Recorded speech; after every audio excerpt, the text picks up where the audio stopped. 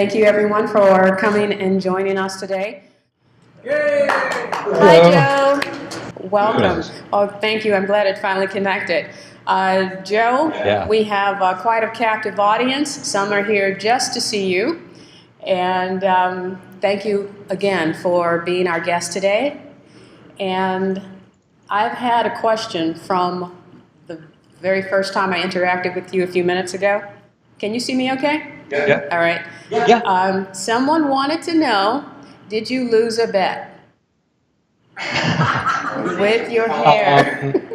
No. So I turned 50 back in January, and several months before that, my wife had come back from a haircut with a little streak of blue in her hair, and I'm like, well, that's kind of cool. And she's like, you ought to consider doing something. I'm like, well, I really do like purple.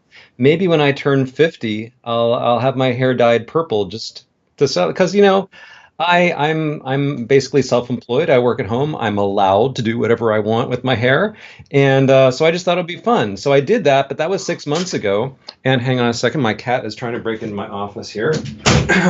Sorry about that. And I got so many compliments on it. I just thought, well, I'll keep it going for a little while. It won't always be purple. Someday it'll go back to being sort of, this color here. But when people say, what's with the hair? I like saying, well, as we get older, our hair often changes color. You wake up one day, it's a little different from what you remember, and draw whatever conclusions you like. Hi, everyone. It's nice to be with you. I was in Detroit for one of your meetings, like in maybe, I don't know, 1994 or something, a really long time ago. So perhaps there might be one or two people here today who were also here then. I have no idea. But anyway, it was lovely to be there in person. It's also lovely to be there with you virtually today. So I have written books for 20 odd years now. I've written more than 60 books, most of them having to do with Apple stuff in some way. This book is a little bit different in that first of all, it's not just about Apple stuff. It's applicable to everyone. But also it's not so much of a really nuts and bolts how-to. It's a little bit higher level. So, as I was sort of getting close to 50, thinking more about like grown-up things, like wills and like, I don't want to be morbid here because like I think of all the books you might read this year about death, mine will definitely be the most fun. But it's not really about like, oh, that, but it's more, for me, it's more of a positive, hopeful thing. I think back about, so on my mom's side of the family, people were really, really good about keeping genealogical records. But on my dad's side of the family, hardly at all. So like my grandfather, my dad's dad, died a couple of months before I was born. And I've seen, a few pictures of him. I've heard a few stories, but I know almost nothing about his life.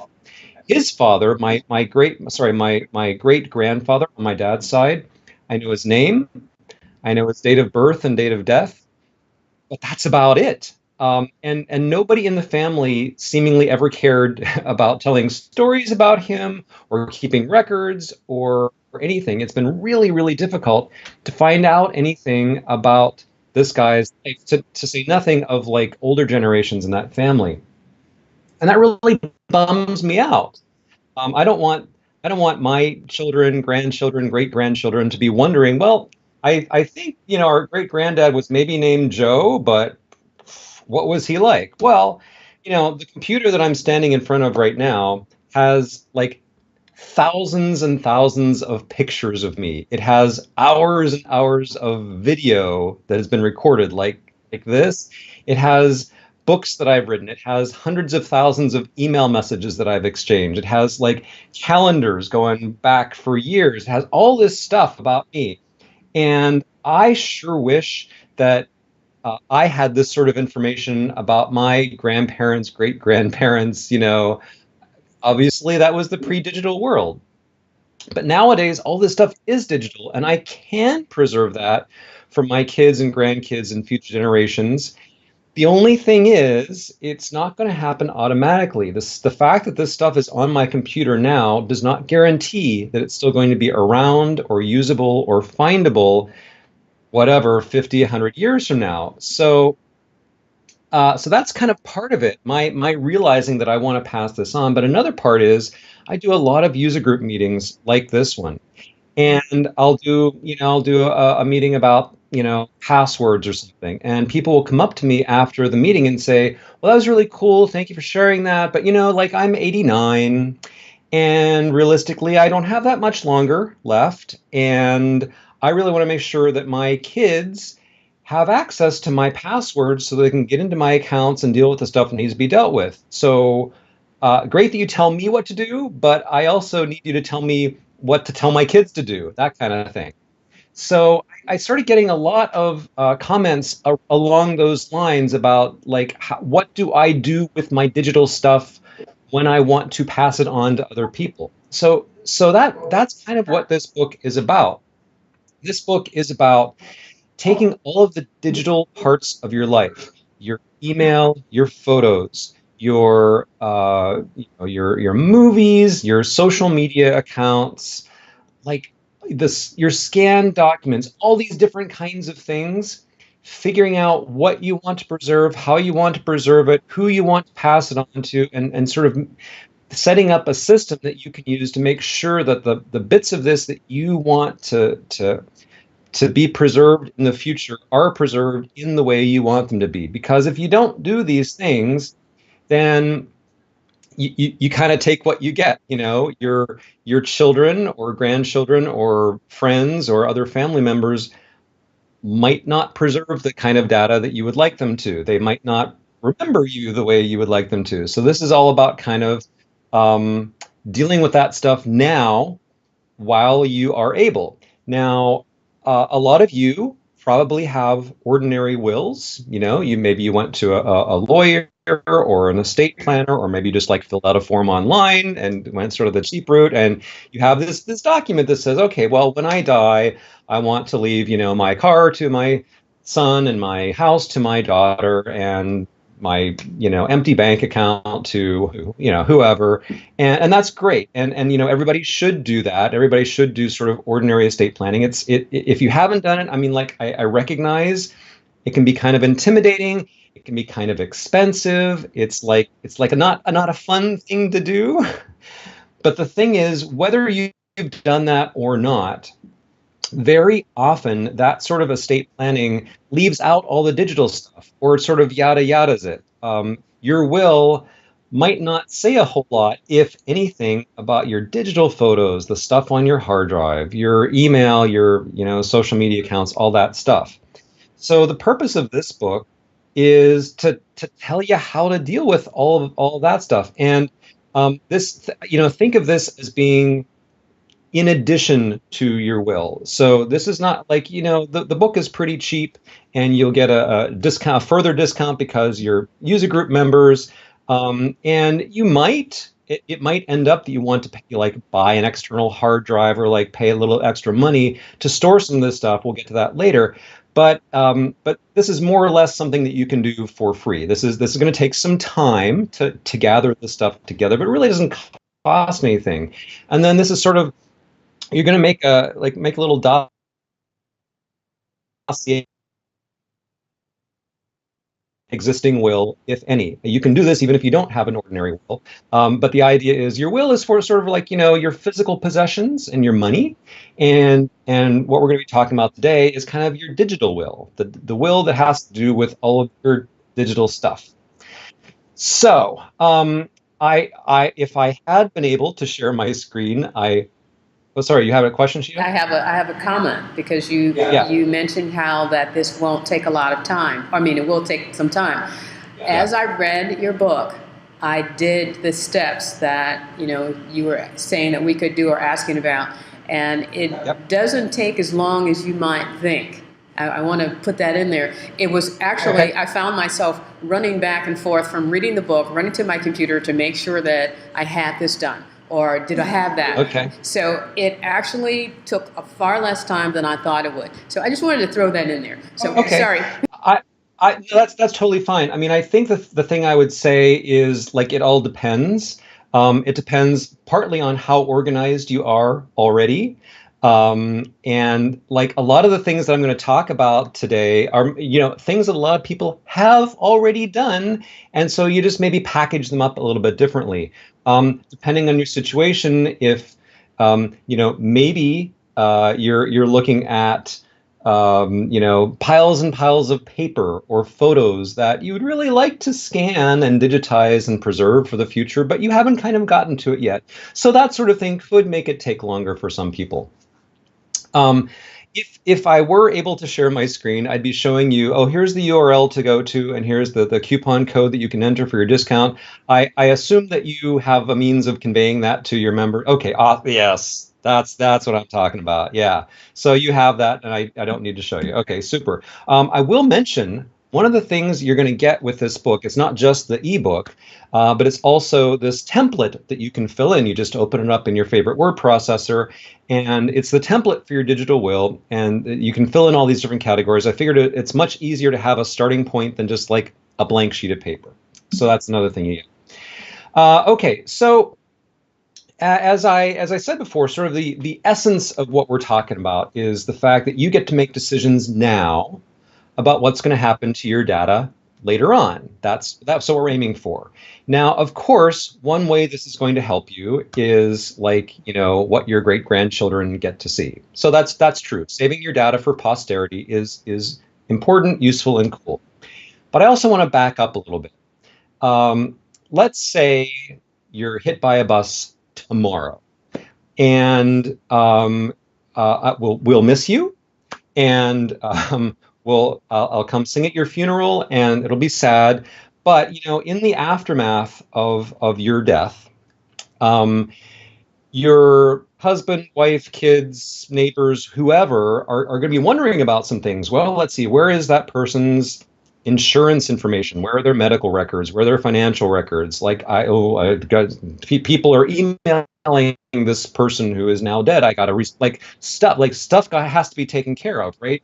And so your next of kin or whoever is going to be still left is going to have to take care of business.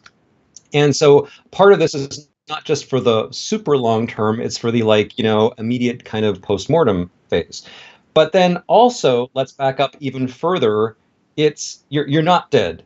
Thank goodness. You're still alive. You still have many more happy years ahead of you. But yeah, maybe you want to go on vacation for a couple of weeks. Or maybe you want to, whatever. You get sick and you're unable to do your ordinary stuff for a month. Whatever. You're either voluntarily or involuntarily, you're just out of commission for a little while. And during that time, a lot of the things that I'm going to talk about today that you can do to prepare your digital legacy are actually going to be super useful, like right now. So some of the things that you would do that would be like great for your wife or your husband after you're dead would also be really great for like your house sitter if you leave to go, travel Europe for a month or something. So I just want to sort of emphasize that it's not just about the distant future, and it's not even just about after you're dead. This is sort of organizational things you can do that will solve some immediate problems as well. And there can be a lot of value to your friends, family members right now in the kinds of information that they can have access to and how they can get at them. So as I was starting to think about this whole process, why isn't it easy? Why shouldn't it just be a very straightforward thing? I started realizing that there are certain challenges. And I'll just give you a few examples. The book has lots more examples. So one of the challenges has to do with things like encryption and passwords. So I'm a big fan of using encryption, using great passwords, and really paying attention to your password security. That's super.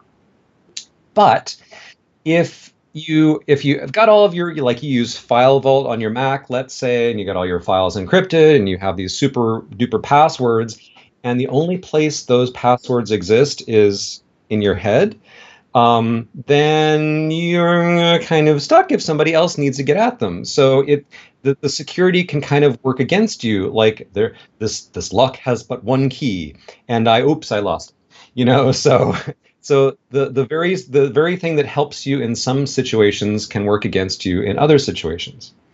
That's one example of a challenge. Another example is file format. So I can't see the audience. Chita, you can tell me how many people raise their hands, but how many people here used to use AppleWorks?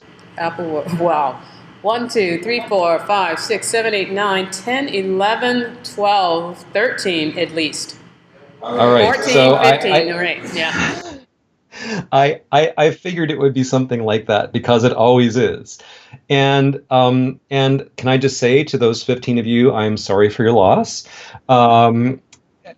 So this happens, or this happens in the computer world is we start using some kind of app, we get into it, we create a lot of stuff into it, and then whatever, there are some changes in the technology world, and that app goes away. Now, 10 or 15 years later, not only can you not buy or use that app anymore, it's actually really, really hard to even find some other app that will import those files nowadays.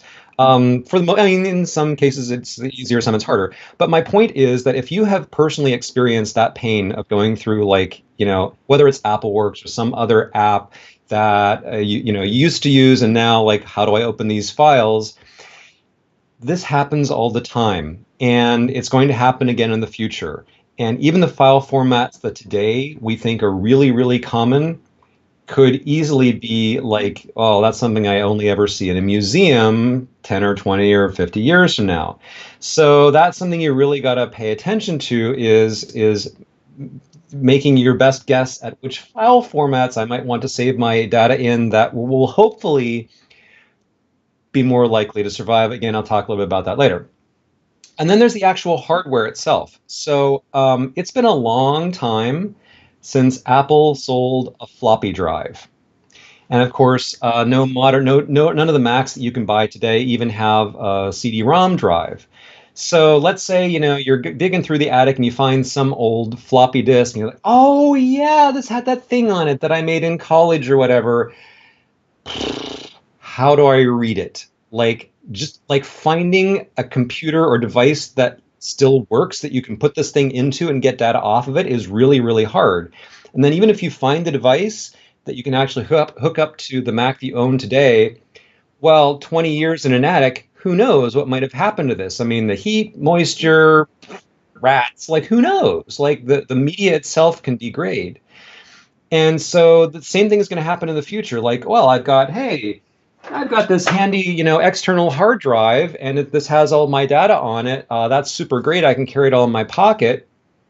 But if I put this in the attic for 20 years, there's really no guarantee that somebody's going to be able to find a connector like this that still works. And even if they do, who knows, will it still spin up? Will the data still be good? And that's a thing that we really need to think about.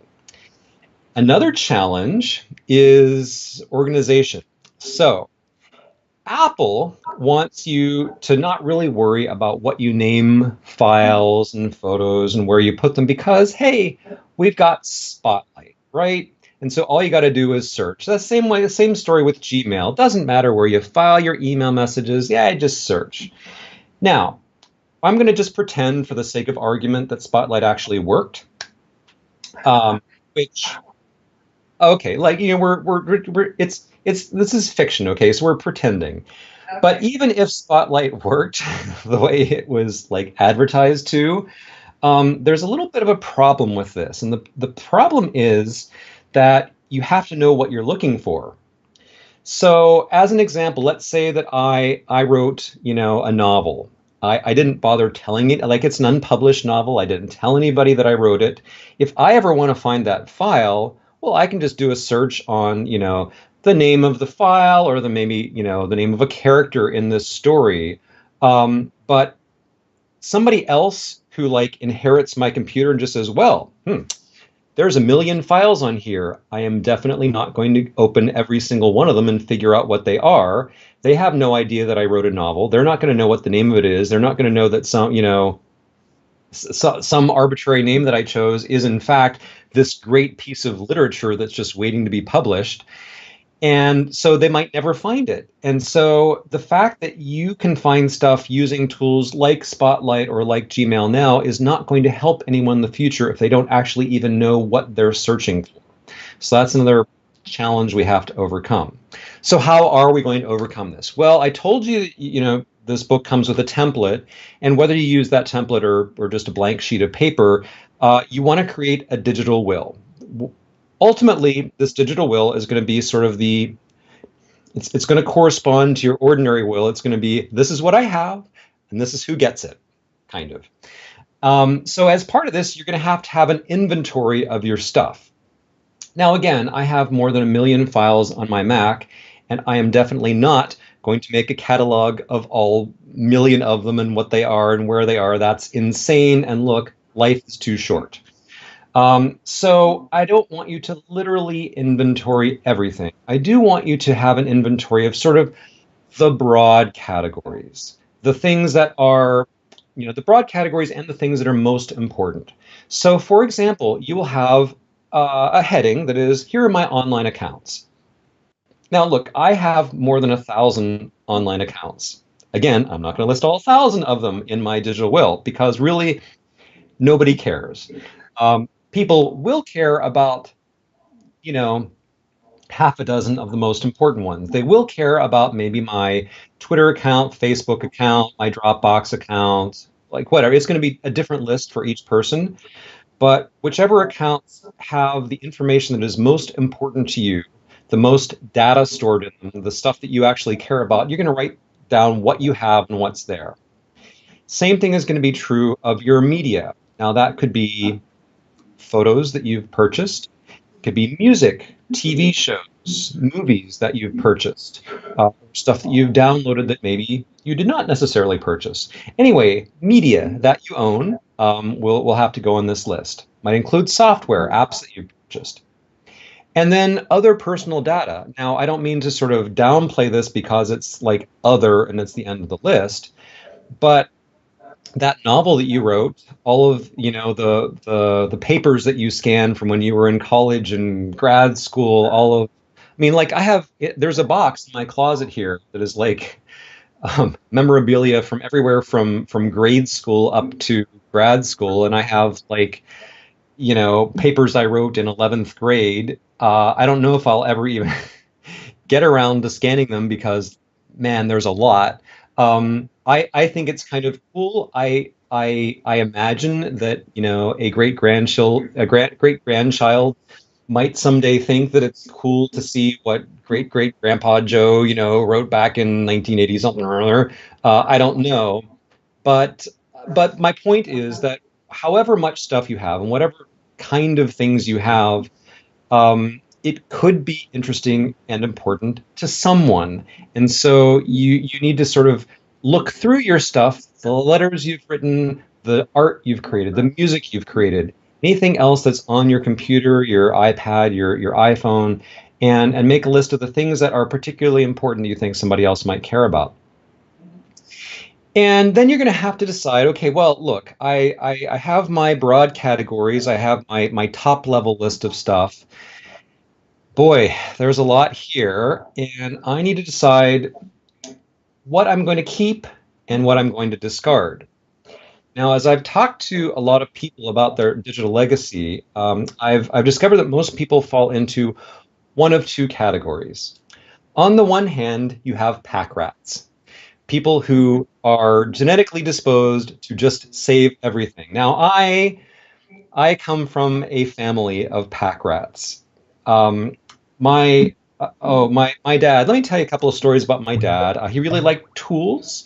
He also really liked to lose tools. So every couple of years around Christmas, my dad would say, you know what, if anybody's needing a gift idea for me, I really need a new drill. And we're like, didn't we just get you a drill a couple of years ago? He'd be like, yeah, but I can't find it anymore. And then we'd get him a drill, and then a couple years later, be like, you know what I really need is a new drill. Like, what happened to the last drill? So, eventually the time came for my parents to move out of the home that they'd been in for 25 years, and you go into my dad's workshop, which is workbench piled high with all this crap. You start going through it, and then you dig down a layer, and like, oh look, there's a hardly used drill, and then you dig down another foot under all this stuff, and it's like, oh look, another hardly used drill, and he had like 5 drills that were barely used. And he and my mom got into this big kind of argument about how many sledgehammers a family needs to own. My mom's opinion was that number was somewhat less than 1, in that neither of them were actually physically capable of lifting a sledgehammer. My dad's opinion was that it was at least 2. And they had this whole big argument. But I have this. But it's a great sledgehammer. I've owned it for 50 years. You really mean I should get rid of this? Anyway, so this is what I'm faced with. All right. So my point is, in the digital world, there are people like that. Well, yes, of course I keep every email message I've ever sent or received. Why wouldn't I?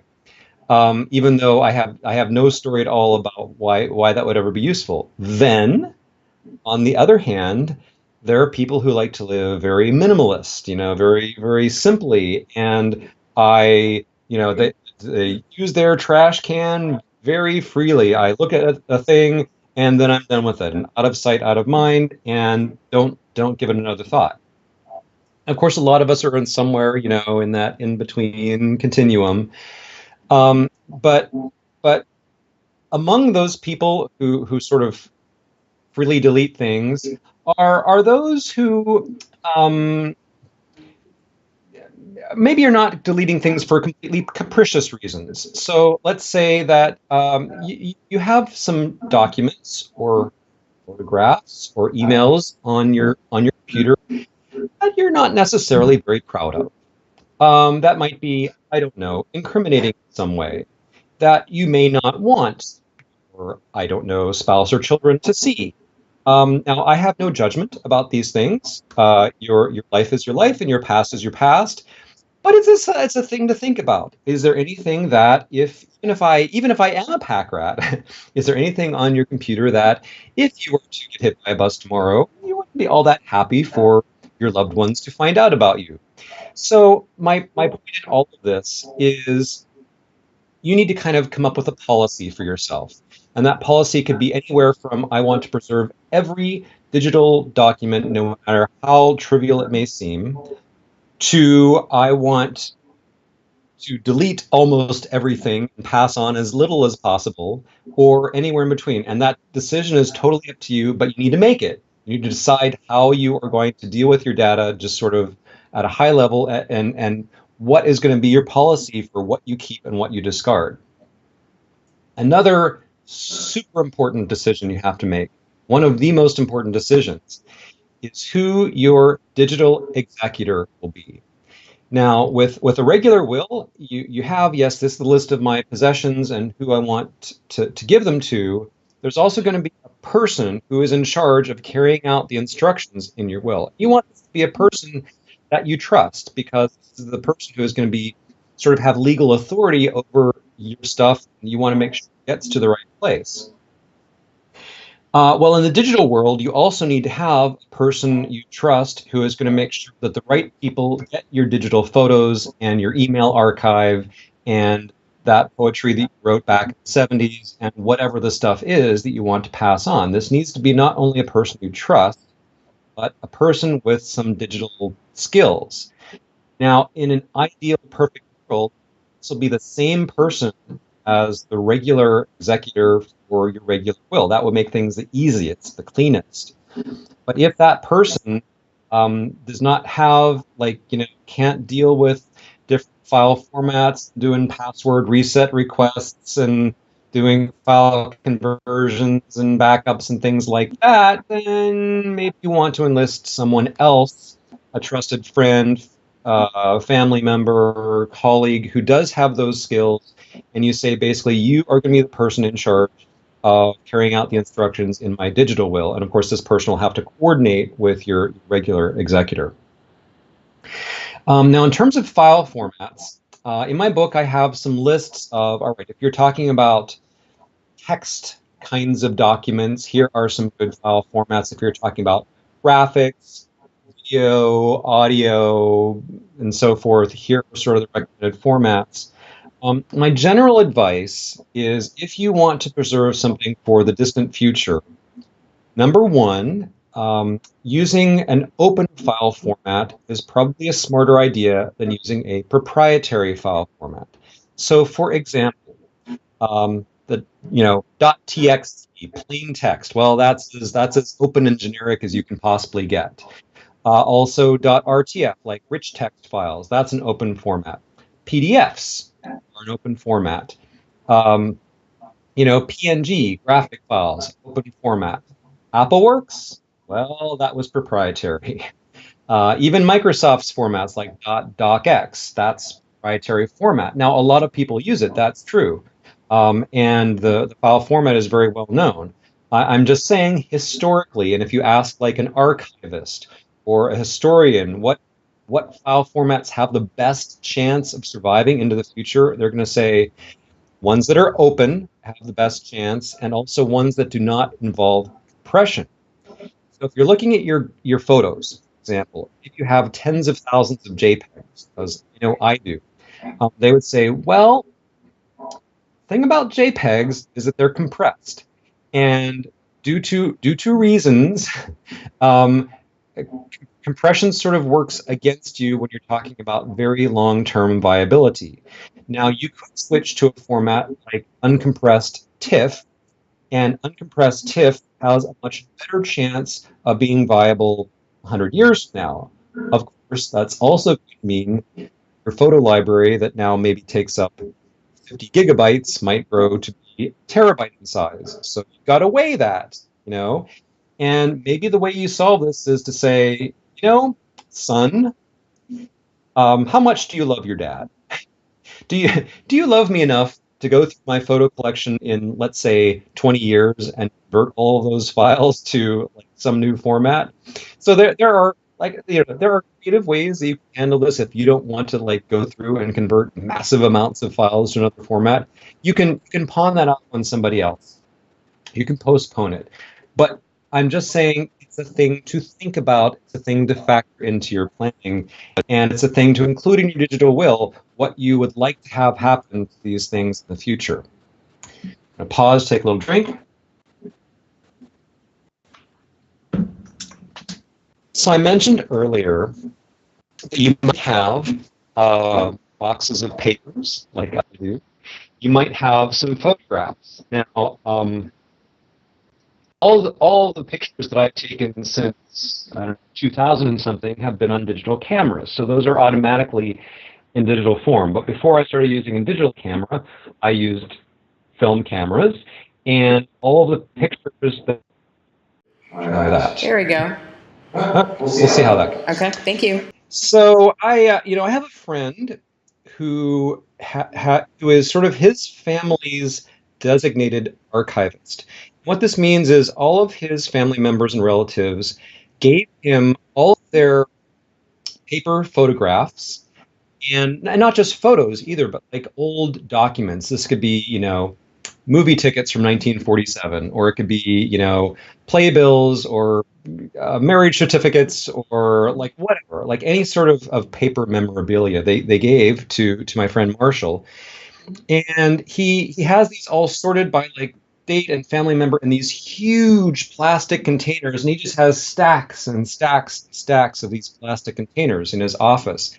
There are many tens of thousands of pictures and pieces of paper, and his job is to go through all of those, scan them, to catalog them, to share them with his family members. So every year at Christmas time, he sends all of his family members a DVD containing like, a few thousand of the most recent things that he has scanned, so that they all have their own copies and they can share them. And he's been doing this for years and years, and he still has some distance to go before he has scanned all of these things. Now, that's kind of an extreme example, but I'll bet that many people here do have at least some number of paper photographs, documents that other family members might really like to see now. And also, certainly, you would like to pass on in the future. And of course, it's totally fine to just keep those papers, keep them stored safely. Um, and you should. But the whole reason we all have backups of our Macs is that stuff happens. There's a fire or a flood or whatever, and all those old valuable photographs get ruined.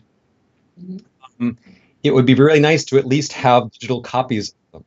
So if you've already scanned all of your stuff, then hey, great. You just you add that to your digital legacy, and you're good. If you haven't scanned this stuff and you need to, it might be a great idea to invest in a scanner and invest some time, or enlist child, grandchild, somebody else with some time on their hands. Maybe bribe them with cookies or whatever, and get them to start scanning photographs. If it's something that you don't want to do yourself or just don't have time to do yourself, there are companies that'll do it for you. They'll say, hey, no problem, just send us a box of photographs, documents. We'll scan them, and then we'll charge you some fee. Maybe it's 30 cents, 50 cents, some fee per image. If you want to pay us a little bit of extra, maybe we'll do some photo retouching and nicening up. And then we'll either send you a DVD, or we'll put the files online, or send you a flash drive, or they all do it different ways. But the point is, it is something you can pay somebody else to do if you don't want to do it yourself. But it is a really good idea to make sure that your digital legacy includes these things that might still be analog today. Now, one of the things that you're going to encounter if you start scanning dozens, hundreds, thousands of photographs is what to name them and how to organize them. And the complexity of naming and organizing photos has brought a lot of good people down. It's really hard. Now, my friend Jeff Carlson has written a book on digital photo management, and of course, great if you want to buy his book. It's really good. But for this purpose, in terms of digital legacy stuff, I'd like to suggest a kind of low-tech approach, and this is the approach that my friend Marshall takes. So, he has a photograph in his hand. He's just scanned it. Now he's got a file. The scanner is going to give it a file name img_123.png or something. Okay. So Marshall's like, well, I'm just going to open a text document, text edit, whatever, any old word processor, doesn't matter. I'm going to type in that name that my scanner gave it, img123.png, and I'm going to take a tab. I'm going to say, oh, well, this is Ethel in front of her, condo in Florida in 1964. And he's just going to say any person that's in the photograph that he can identify, he'll write that down. Any markings on the back of the photo, or any photographer's stamps, he'll write that down. If he's gotten any clues as to who or what might be in the photo from somebody else, he's going to type in. It could be a few words, it could be a couple sentences, whatever. And then you put that, carefully preserve that photo in a nice, plastic envelope or whatever, and then move on to the next one. Now, of course, you can get really fancy. You can have databases that you can use, all kinds of tagging and labels in photos or Aperture or Lightroom, whatever. And that's fine. But the great thing about this low-tech approach is that it's easy, and you can send around this text document to anyone, doesn't matter what software they have, and they can just, hey, Command F, let's search for Aunt Ethel. And they say, oh yeah, Aunt Ethel is in this picture, this picture, this picture. Hey, Marshall, can you send me those files? And it's low tech, but it's also super easy, and it's something that this text file is going to be readable no matter what happens to software in the future, no matter who has or doesn't have a certain piece of certain app or database or whatever. So I'm not saying you have to do it that way. It's really just a suggestion to save you time, effort, and grief. I've heard stories about people who who scan their photos and documents, and they're like, okay, well then I'm done with the original. I'm just gonna, put this on the curb and let the garbage man take it away. And I'm like, oh, that's sad. I mean, you you're allowed to do that. But I personally think that it's really cool to hold in my hand a physical object that's, 50, 100 years old that my great grandparents made or held. Like, I just think that's cool for me. And even if you don't actually care about the physical artifact once it's digitized, your grandchildren might. So I recommend being kind of a pack rat with the physical things, even if only to have them as a backup. So that's my opinion. All right, I'm going to move on to the next topic. And that is passwords. So I told you earlier that I have something like 1,000 online accounts, and of course, each one of those accounts has a unique password. Now, I'm not going to give you my whole sermon on passwords, although it is Sunday, and that is a really good topic for a sermon. But let's just say I am strongly in favor of using a different password each site service, making them long, random, and hard to guess. Of course, it's very hard to remember and fill in lots of long, random, different passwords. So you use an app for that. And there are lots of good apps that can do this sort of thing. I like 1Password personally, but there's also LastPass, there's Dashlane, there's RoboForm, there's like a whole bunch of them. And I don't particularly care which app you use, but find an app that will generate and store and automatically fill in passwords. That will save you a lot of grief now. And also, it gives you less work later on, because what you can basically do is say, hey, digital executor, here's the key. Here's the master password for my password manager. I only have to give you two things, the data and the password, and now you have access to all the stuff in it. That's simpler for everyone than trying to pass on a whole bunch of different passwords, especially given that passwords can change over time. Now, if you have lots of passwords like I do, you're probably going to want to highlight the ones that are most important, because again, the vast majority of those things nobody is ever going to care about. But it could be useful to someone who is not you to know which are the accounts that this person accesses every day or every week, which are the ones that are attached to really important information or money or whatever. So either make a list of those, or if your password manager has labels or folders or categories, assign all those to an important category. Now, there are some password managers, and that includes 1Password and LastPass and Dashlane, that give you a way to, you can actually give someone else live online access to just the particular passwords that you want them to have. That's certainly one way to do it. If you want to have, connect up the accounts online, that's cool. If you want to go again with a low tech approach, you can just say, well, the password vault, the actual database that has the passwords in it, is on this disk. Here it is, and password is on a piece of paper. So good luck.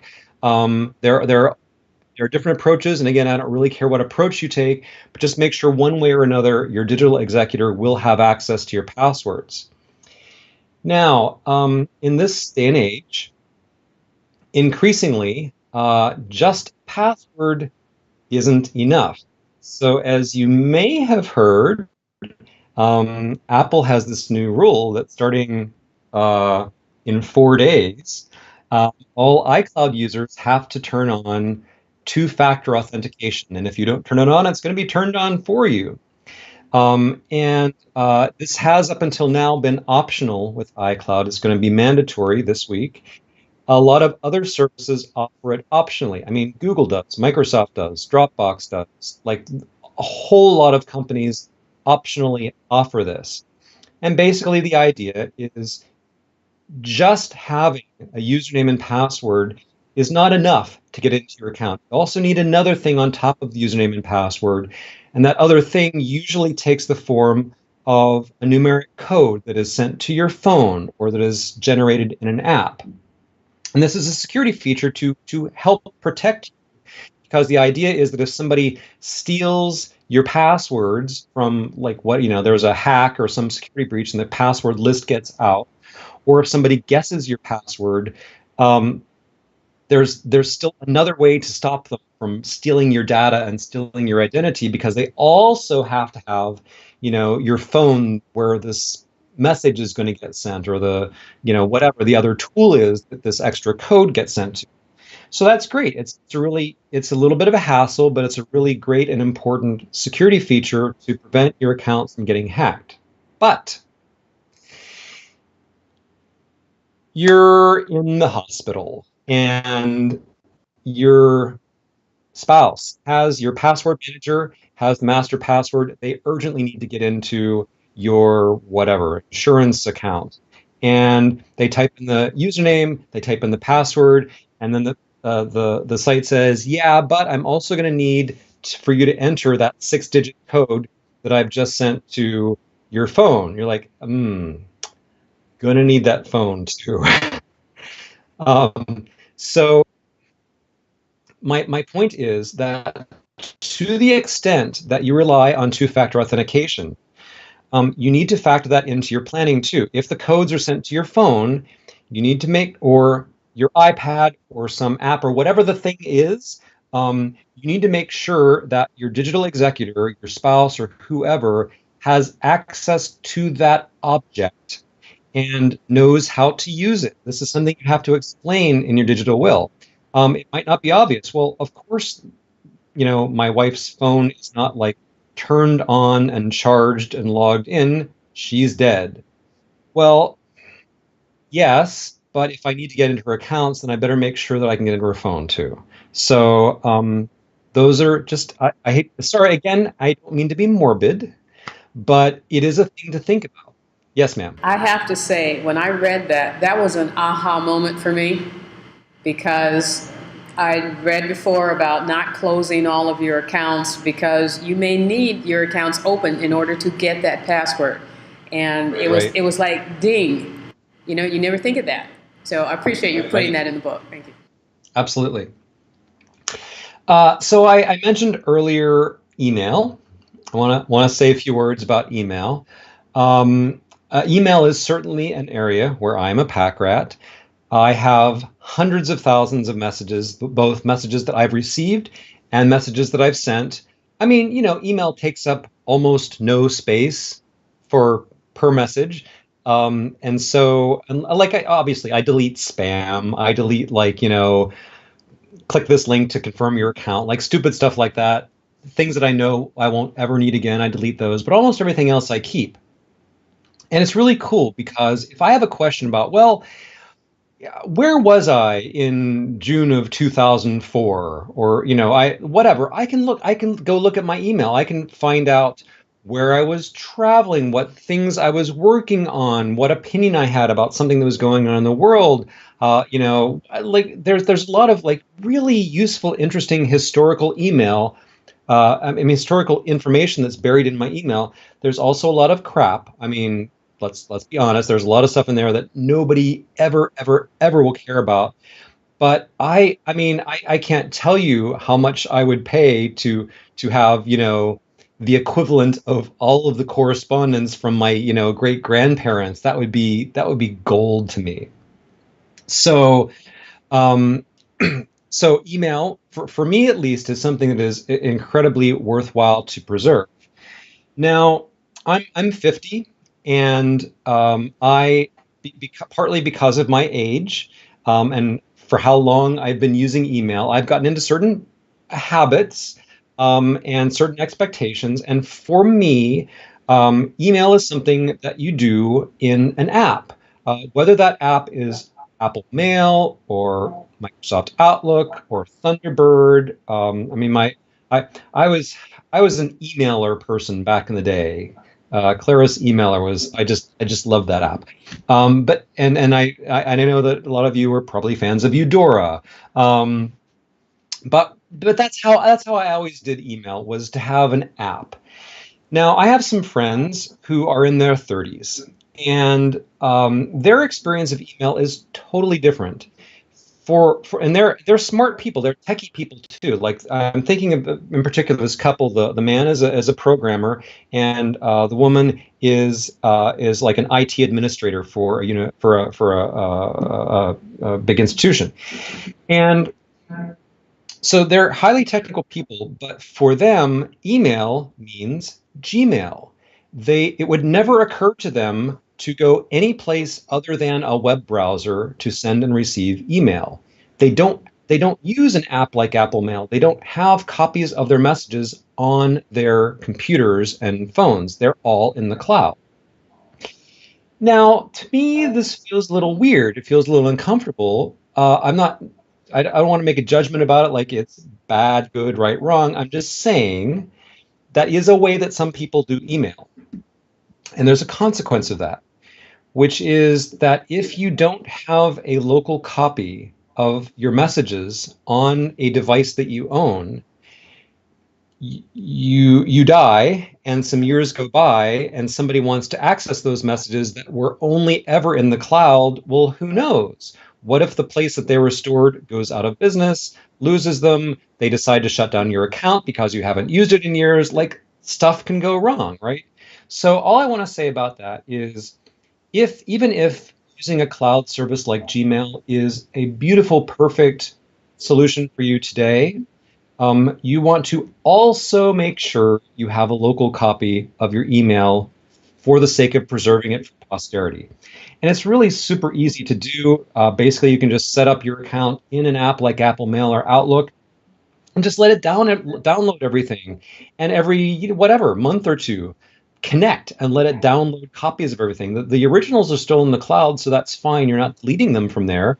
But just by merely connecting, you're going to cache local copies, and I think that's a really good idea. Needless to say, you're going to want to make sure that your digital executor has access to your email, and that means two things. That means access to those files that you have saved on your disk, but also you want to make sure they can get into your account and actually read and reply to email messages that are being sent. I mean, you're still going to get email after you're dead. People and companies will not know immediately that you have died. You might want somebody to inform them. And also, things could happen like you need to reset a password. Well, that link you got to click is going to be sent somewhere. Somebody's got to click that link to get access to your account. There are, like utilities, health insurance, life insurance, like all of my financial dealings involve some sort of email interaction right now, and I know that's something that somebody else is going to need to have access to, even if only for the sake of like closing down accounts later on. So make sure your digital executor has like, this is my login, this is my username, my password for all my email accounts. And of course, you're going to want to tell them, what do you want to have done with this stuff? Do you want to have all of my email preserved for all posterity? Do you want to have only some email preserved? And please delete these particular mailboxes. Don't let anybody read them ever. Do you want to shut down all of your email accounts after a month, a year, never? You decide, but write down what you want to have happen to them. Want to switch into social media. Now, weirdly enough, like, okay, it's just like, I don't know, this is confession time. I don't like or use or really even understand Facebook. My mom. You got to clap for that, Joe. Look, I have a Facebook account. I maybe grudgingly check it like once a month, but I don't. It's never really worked for me. My mom just turned 80. And she uses Facebook every day. And she can't understand why I, this highly technical person, like, am not into Facebook. Like, sorry, Mom, like, great that it works for you. It doesn't work for me. All right. On the other hand, I use Twitter a lot. And my mom, does not, she cannot wrap her head around Twitter in any way, shape, or form. She would just never, ever use it. So Part of it may be just like personality, part of it may be generational, part of it may be I don't know what. I do not use Pinterest, I do not use Instagram, have never used. I don't like for me those aren't things. Really, the only form of social media that I pay any attention to is Twitter. But every person is different. There are some people whose entire lives are on Facebook, whose entire lives are on Instagram. And like I don't want to make you feel bad one way or the other. If you use social media or you don't, or you use just one kind of a thing and another, look, it's all good. But what I want to tell you is that you should think about what's going to happen to all that stuff that is on social media after you're gone. Now, if you have used Facebook, I'm just going to take Facebook as an example. If you have used Facebook to post messages, commentary that are really important to you, and photographs of important things in your life, and a lot of your interaction with your friends and family members has been on Facebook, you might not want that all to just disappear after you're gone. On the other hand, I have talked to some people who are like, oh, please, when I'm gone, the entire history of everything I've said on Twitter must be erased immediately. I really do not want this to persist into the future. So, look, I'm just saying, however you use social media, if you use it at all, think about what you might want to have happen to that data later on. Might be different for each account. You might say, well, for my Twitter account, I would just like for my next of kin to say, this is a final tweet. Bob died on, this date. It's been great. Bye. Okay. Maybe you want somebody to like download all of the stuff that you've ever posted on a certain account and just preserve it on a computer, on a disk someplace so that somebody can read it, but maybe not necessarily have it online. Or maybe you do want it to be memorialized online. Now, Facebook, to take again, just one example, has an option where you can go today to your account and you can log in and designate someone as a. Hi, my name is Joe Kissell. Oh, Facebook option. That's where we lost you All right, at. all right, all right, all right. So there's a Facebook option to designate someone as a legacy contact. So you can actually log into your account right now if you want. Not while I'm talking to you, but later. And you can say, I authorize the following person to deal with my account after I die. And then when that day comes, this person will be authorized to basically post a final message, and your account will still be kind of open-ish in the sense that all of your posts will still be there, and you can still search them, and people can post their memories of you or their condolences or like their last things. But other than that, it will be closed to like new people joining, new followers and that sort of thing. So it's sort of memorializing your stuff online. Now, each social media site has sort of its own options and its own policies. Some are more flexible than others, and so I talk about some of those details in the book. But what I want to say today is just you should look into those policies and make decisions about what you would like to have done to each account later on, which could include, wiping everything, downloading it and preserving it offline, preserving it online, final messages, or what have you. I want to say a few words about that large kind of other category of all of your other files, all of your other stuff. And we could really talk for quite a long time about it. But one thing I want to talk about is your purchased media.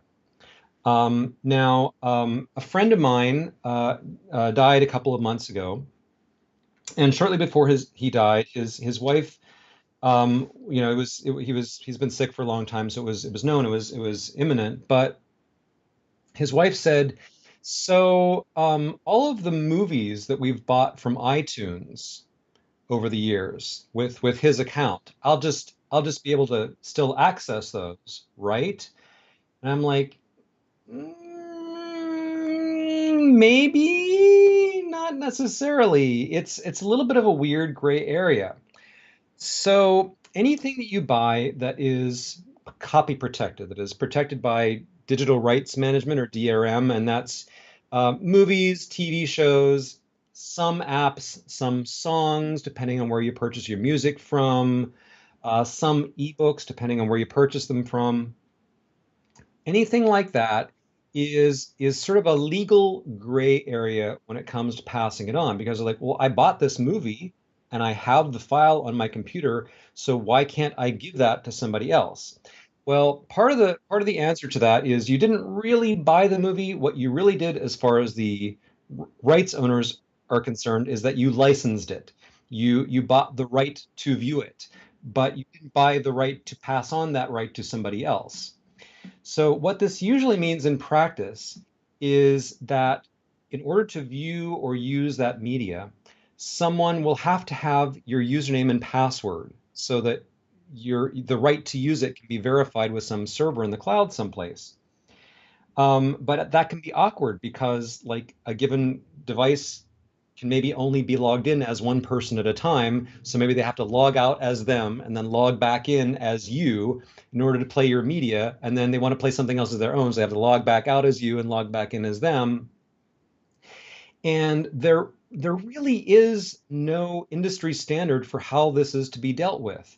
Of course, the movie and TV studios would like to just ignore this and say, yeah, the next generation is going to have to buy their own.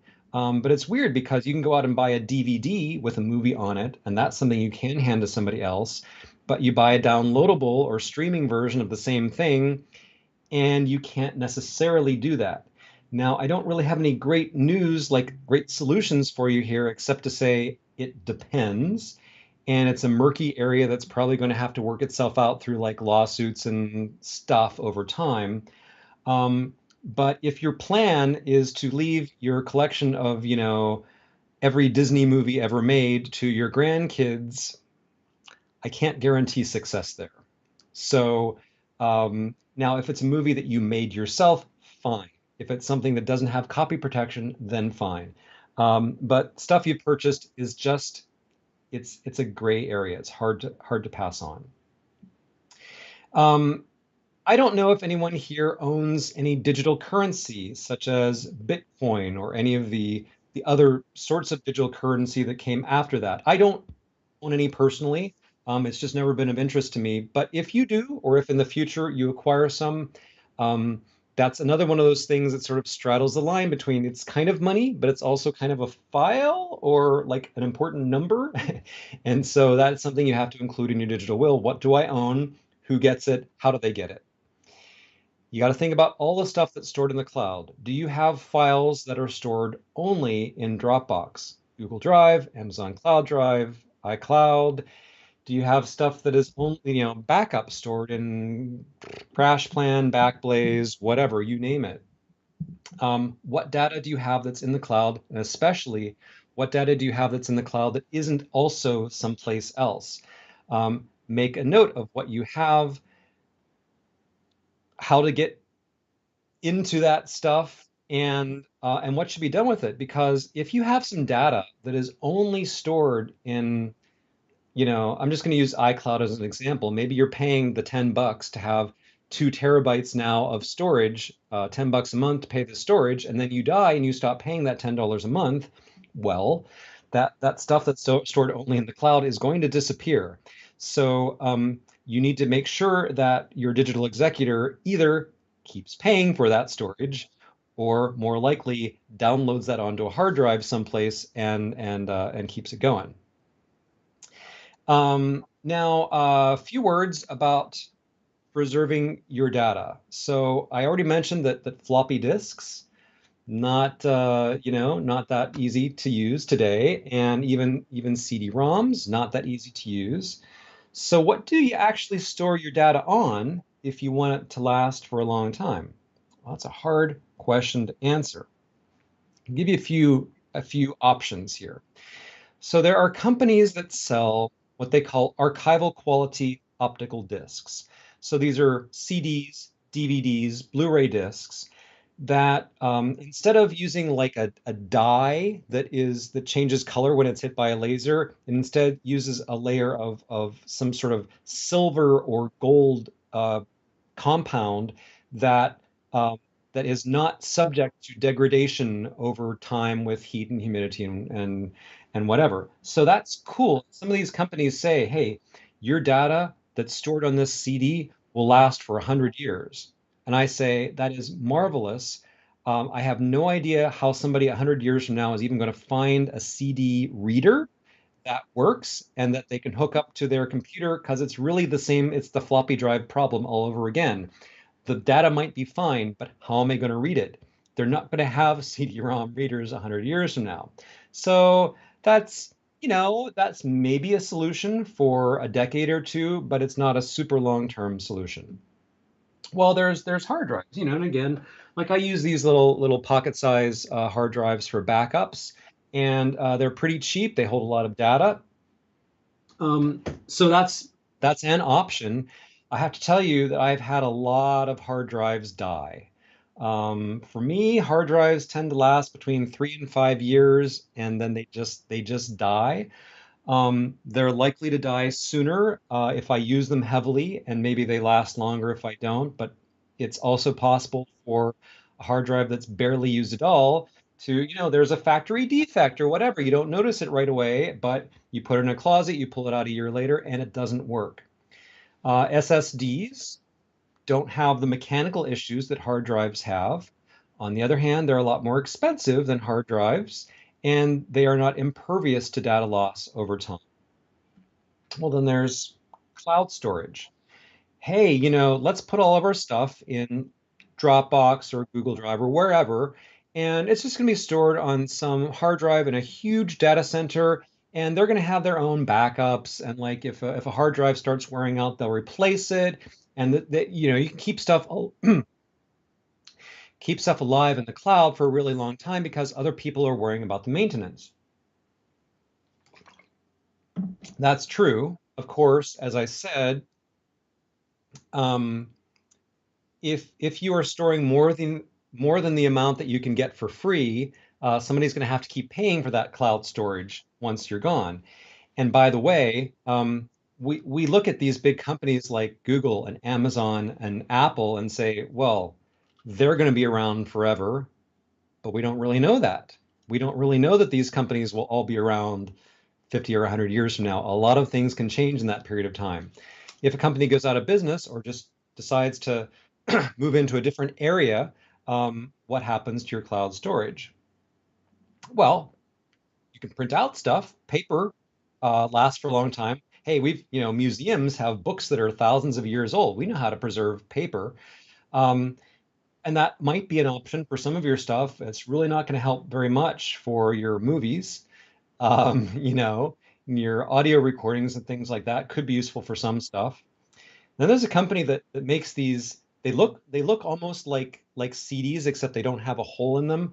But they're these discs that are made out of sapphire, and they are so strong and so indestructible. The company claims you can drop them in lava, and they will still, you know, be okay. And instead of like recording stuff digitally, they actually take a laser and they basically burn stuff into this disk. They etch it. So you don't put this into a computer to read it. The way you read it is you get a really good magnifying glass, and you just like it's so it's basically like instead of printing out on paper, they print out really small on this sapphire disk. And so the company's claim is these discs are waterproof, they are fireproof, they are impervious to magnetic fields, and you don't have to worry about file formats because all you need is a magnifying glass, and they're always going to have magnifying glasses in the future. So if you want to preserve your stuff forever, you put them on these sapphire discs. So that's cool. One disc that will hold, several hundred pages is going to cost about $1,300. About $1,300. Okay. And that's that's expensive. And if that one disk is, lost or stolen, then that's a problem. So, so my point is there are a lot of options and none of them are perfect. They all have a downside. Hard disks have a downside. Cheap, archival quality CDs have a downside. Sapphire disks have a downside. Paper has a downside.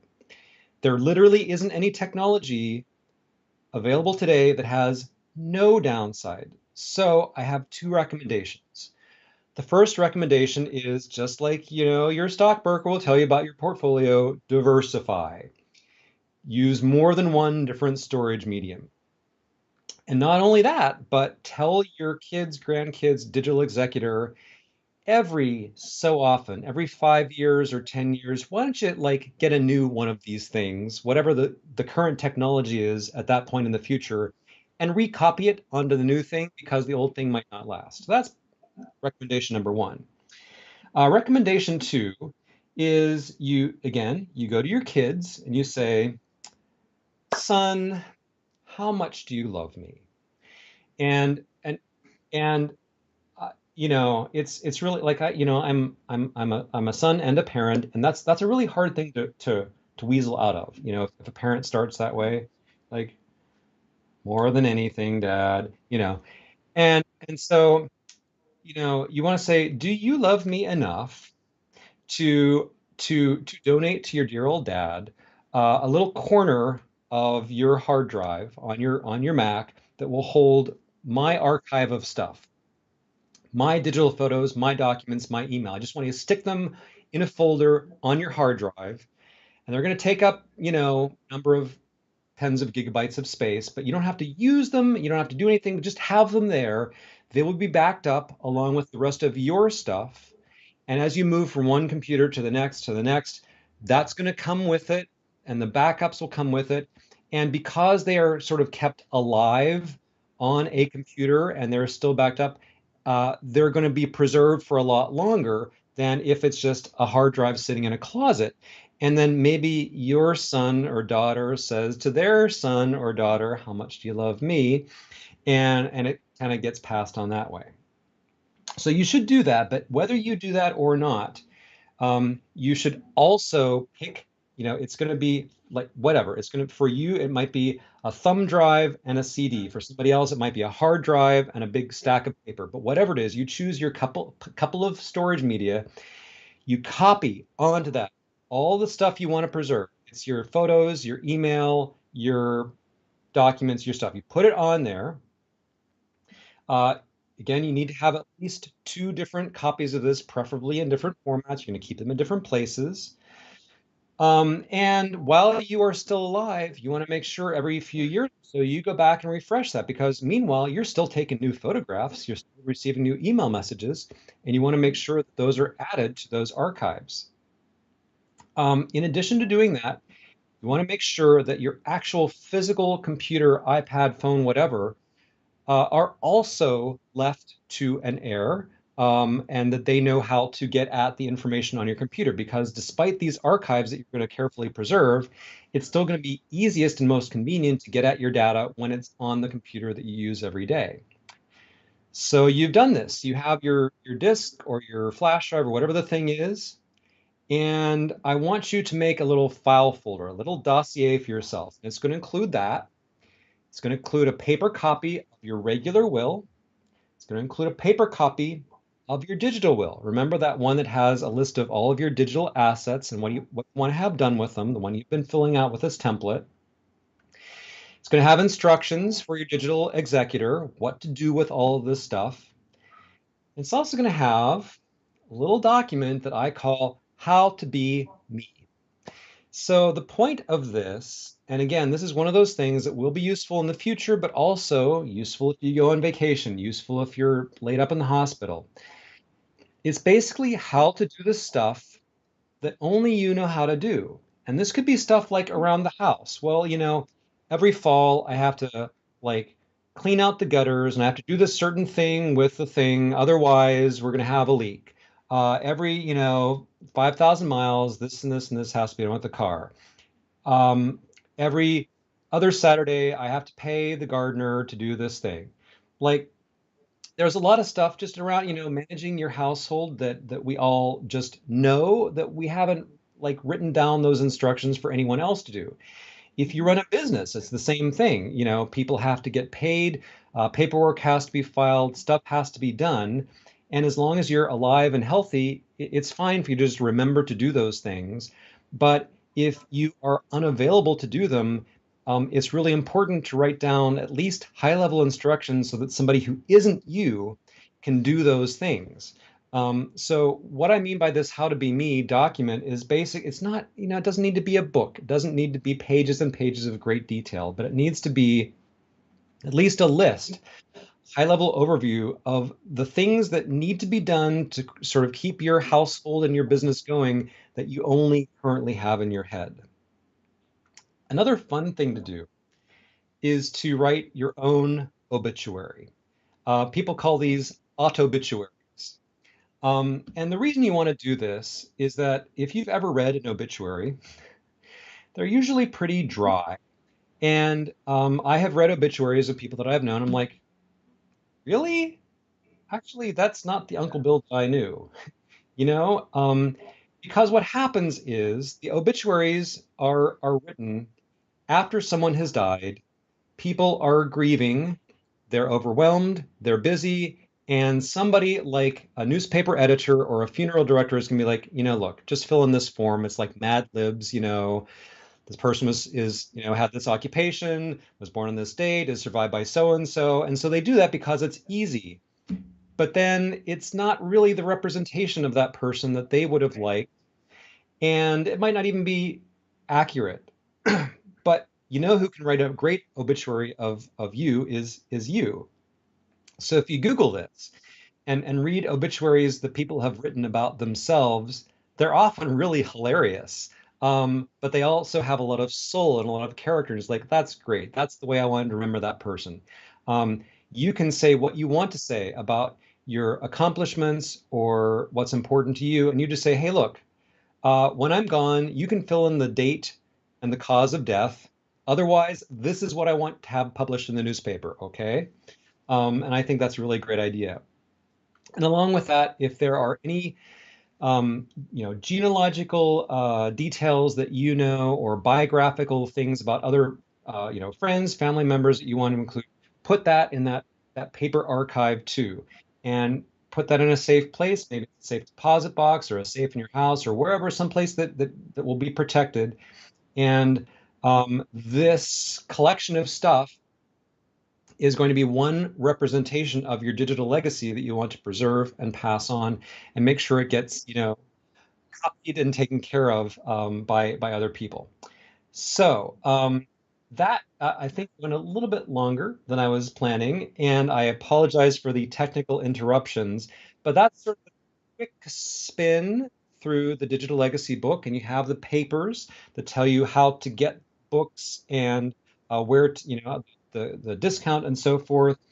So I hope that you'll take advantage of that. But I would like to know if there are any other questions. Are there? Well, while we're thinking of questions, I want to mention at least one thing: how to be me. Yeah. I have my husband he's very capable. He's just computer illiterate, and he wants to stay that way. Yeah. And he has no qualms with the only time he's sitting at a computer is when he's sitting next to me. Otherwise, he avoids them like the plague. The only reason he got an iPhone was so that he could text me while we were dating. Other than that, he would not have one. Okay? All right. So that how to be me document forced me to force him to really take stock on what's on my computer, because our lives are on my computer. And he would not even know how to get in there and know what to do. He's always asking me, well, what's next? What's next? And just trying and making sure that he knew, your book really forced me to do that. And now at least he has a clue. Everything you want to know is right here, honey. So appreciate it. I am sorry that your husband has that defect. Um, but I think we all know people like that, right? And sometimes the best you can do is say, now look, when I'm gone, here is the person who knows how to get at all this other stuff. And it's too bad that that person can't be your spouse, but I have put the the digital information that you might need to know in this other person's hands, and they can walk you through it if you need it. And we've already designated that person. He doesn't want to talk about it, but honey, we got to. All right. Yep, All right. yep. Are there? Hold on. We do have a question for you, Joe. I use Thunderbird and for my email, and you save all your emails. So where did everything plugged up? Mine's slow or something. The question is, he uses Thunderbird for his email, and he wants to know if you save all of your emails, do you worry about it being bogged down from the volume? Provisionally, no. Most people these days use IMAP as opposed to POP. And if you use IMAP, then what happens is the email server keeps a master copy of the messages, and your client, like Thunderbird, keeps a local copy. If you delete something locally, it gets deleted off the server. If you delete, connect with multiple computers, you delete with one, it gets deleted off the server, then it gets deleted off the other. What I've noticed with IMAP is that it doesn't like having huge numbers of messages in your inbox. Now I have some mailboxes that have like tens of thousands of messages, and those are generally fine. But I have found that with apps like Apple Mail and Thunderbird, your computer and the app really can bog down if you have thousands or tens of thousands of messages in your inbox. Now, personally, I feel that an inbox ought to be treated like an inbox, which is to say, this is for incoming stuff, and once I've dealt with it, I move it someplace else. So as long as you do that, then you shouldn't have a problem. But if you don't think about email that way, if you think, oh yeah, well, I just keep everything in my inbox, I read a message and then I don't move it anywhere. Your inbox is a place that if there are too many messages in it, it really can bog down. So my suggestion is just have another folder someplace, have another mailbox that you drag stuff when you're done with it. Okay, we have no more questions. Things are going right on time. Joe, thank you so much for. He can't hear you. It was a real pleasure. I appreciate everyone's forbearance with the technology, but it was a real pleasure and honor to be here, and I hope I get to talk to you guys again sometime. I hope so too, Joe. I would love to have you back talking about some of your other Take Control books. They're very fascinating. Thank you. There are quite a few of them. All right. All right. Thank you very much. All right. Take care, Joe. Talk to you soon. Bye-bye. Bye-bye.